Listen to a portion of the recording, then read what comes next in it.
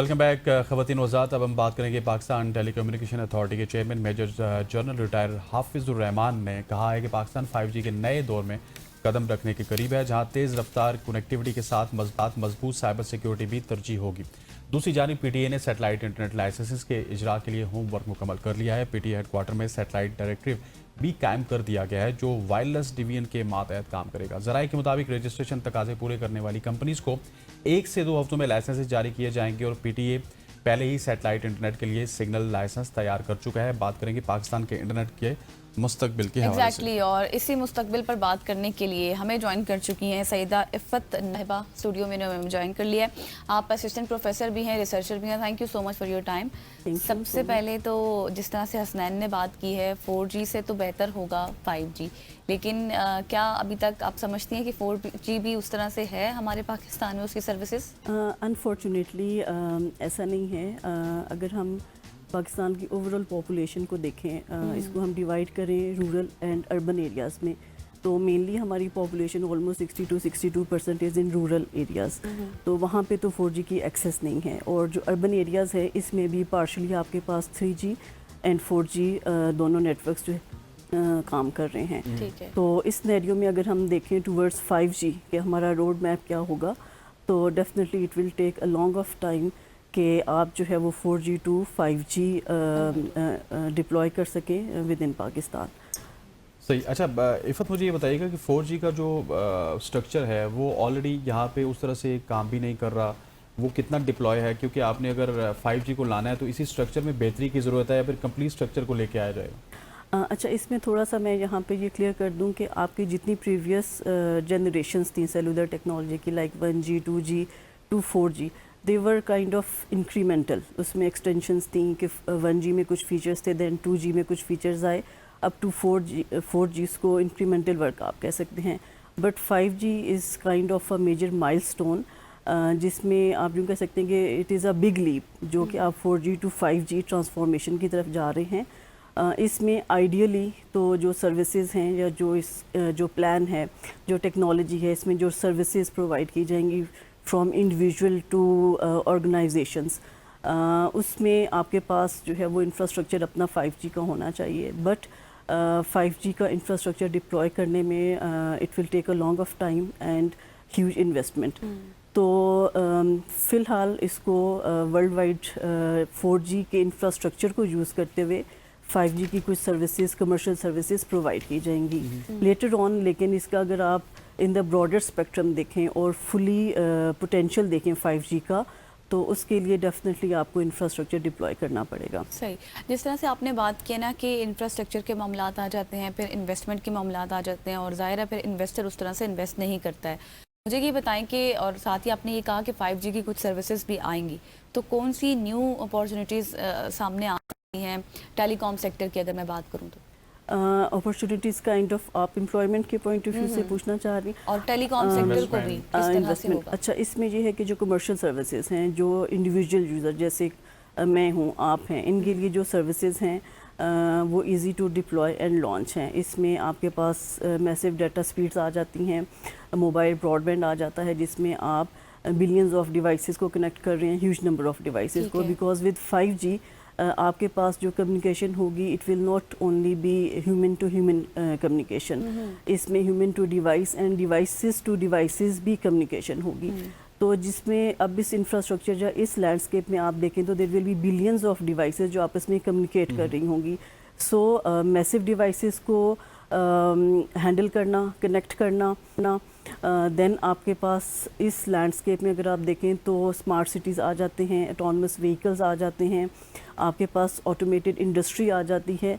ये सारे वो फीचर्स हैं जो कि एक्सप्लोर होने हैं। इसके लिए डेफिनेटली आपको स्किल्स और इंफ्रास्ट्रक्चर और डिजिटाइजेशन की तरफ जाना पड़ेगा। अनफॉर्चुनेटली पाकिस्तान में डिजिटाइजेशन, आपके सिस्टम्स जो हैं वो नहीं ट्रेंड या कम हैं, अवेयरनेस भी कम है, और इन्वेस्टमेंट, लैक ऑफ इन्वेस्टमेंट भी है।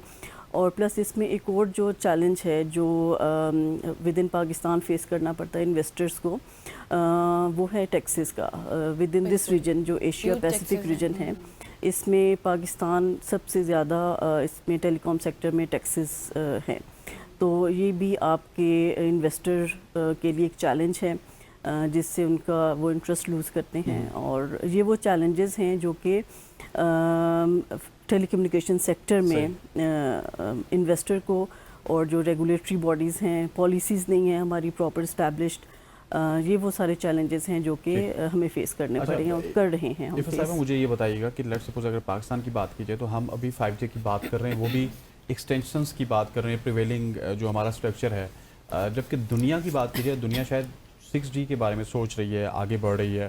سو ابھی ہم کن کنٹریز کے ساتھ ہیں جہاں پہ ہماری طرح کی انٹرنیٹ کے مسائل بھی ہیں، جو 3G 4G کے ارد گرد گھوم رہے ہیں؟ اچھا، اس میں اگر آپ دیکھیں تو جو کرنٹ اسٹیٹسٹکس ہیں اس میں آلموسٹ 195 کنٹریز ہیں ورلڈ وائڈ.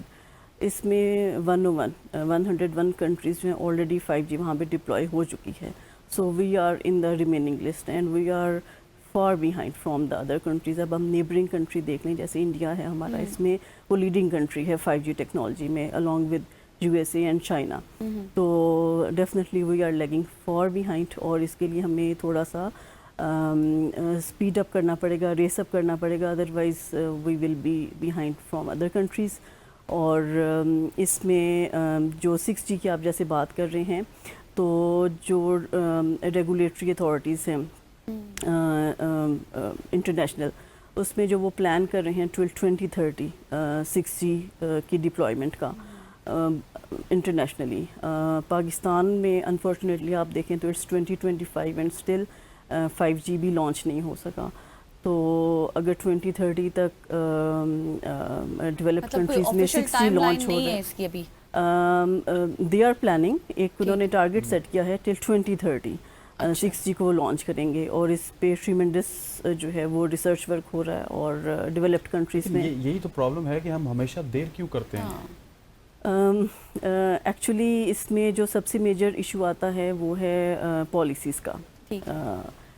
پالیسی میکنگ ہماری سلو ہے، یا پھر اور پالیسیز ہوتی ہیں تو ان پہ امپلیمنٹیشن نہیں ہوتی، پرائیورٹیز نہیں ہیں. اور اس میں ایک اور جو ایشو ہے وہ یہ کہ ہماری پالیسیز ود گورنمنٹس اور انڈیویجولس چینج ہوتی ہیں. فار ایگزامپل اگر ایک گورنمنٹ چینج ہوتی ہے، کولیپس ہوتی ہے، تو جو نئی آنے والی گورنمنٹ ہوگی وہ پچھلی گورنمنٹ کی پالیسیز کو کنڈیم کرے گی اور اپنی لانچ کریں گی پالیسیز.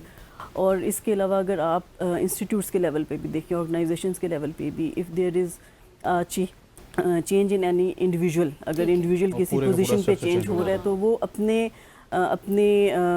تھاٹس، اپنے مائنڈ سیٹ کے ساتھ آئیں گے اور اپنی پھر پالیسیز کو وہ لانچ کرنے کی کوشش کرتے ہیں. تو یہ ہمارے ڈرا بیک ہے کہ ہم پالیسیز کو انڈیویجولس کے ساتھ اور گورنمنٹس کے ساتھ ایسوسیٹ کر دیتے ہیں. ایسا نہیں ہونا چاہیے. آپ نے ذکر کیا تھا عفت صاحبہ جس میں تھا اویئرنیس کا بھی، تو کیا اس پر بھی کام ہو رہا ہے؟